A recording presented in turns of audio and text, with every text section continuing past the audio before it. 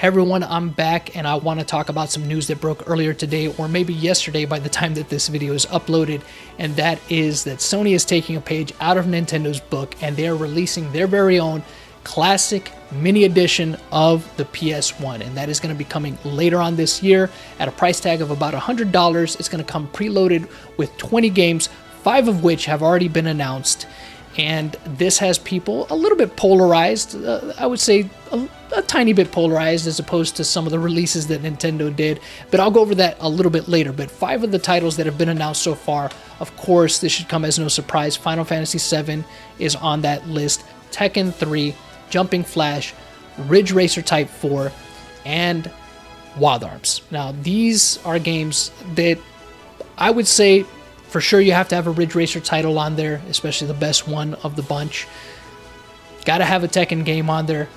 Final Fantasy VII goes without saying. Wild Arms, I think, is also a very worthy choice. One of the most prominent early RPGs on the PlayStation.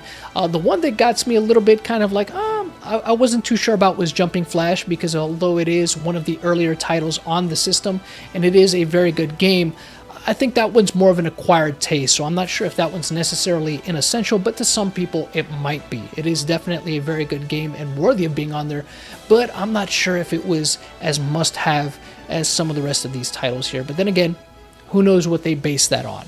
Now, some of the other games that I thought could potentially be seen on this release are games like Oddworld, Abe's Odyssey could be a potential contender to be on there. Another one could be Battle Arena Toshinden. We could see another game like Tomb Raider. Definitely one of the Crash Bandicoot games. Spyro, perhaps, could be another title that we see on there. And Soul Reaver, Legacy of Kain. Now, those are just some of the games that I think could potentially be on the list. So this is going to be kind of fun here. I'm going to go over a couple others that I also think absolutely there's no way that I cannot see these games being on there. And that is one of the Resident Evil games, either Resident Evil 1 or Resident Evil 2. One of these has to be on that list, if not both.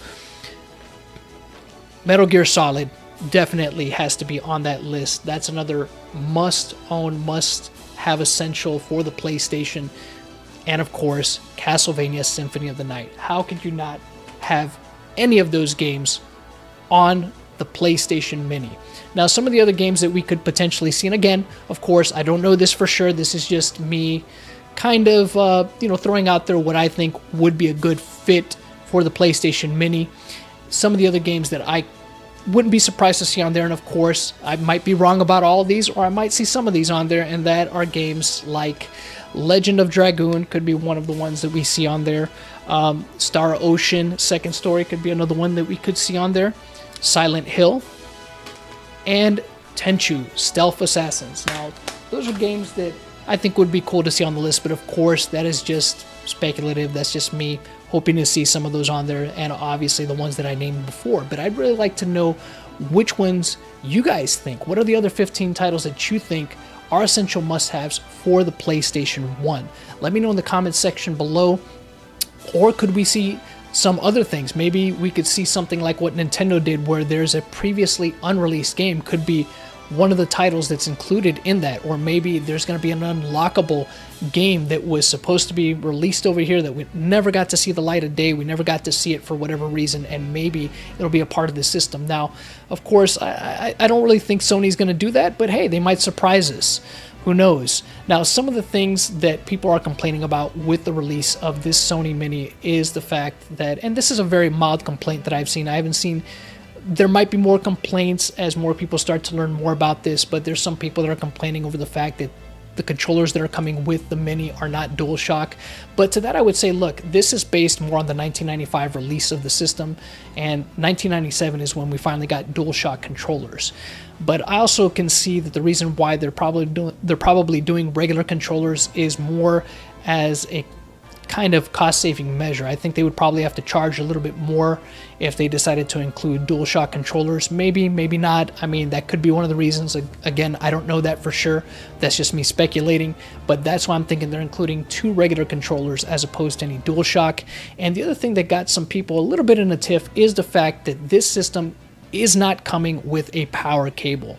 Now, it does say that the USB cable is what's going to be used to power it, so I assume that you plug in the USB cable and you get one of those power outlet sockets to connect it into, or one of the little power outlet adapters, you connect it into that, and that's how it's going to be powered. Or maybe you could plug it into any other kind of USB device and it's going to be powered like that. And it also comes with an HDMI cable. Now, I don't know that a power cable will actually fit into it. I didn't read anything that seemed to lead to that, but maybe they're assuming if there is a socket for the power cable, maybe what they're assuming is that most people already have that cable, because I mean, it's the same cable that they've had since the PlayStation 1. So maybe they assume by this point, if you are a longtime Sony customer, that you should already have one of those cables, and they are relatively pretty easy to come by. But I can also understand why people would be upset that they wouldn't just include it if it is indeed something that is used to power the system.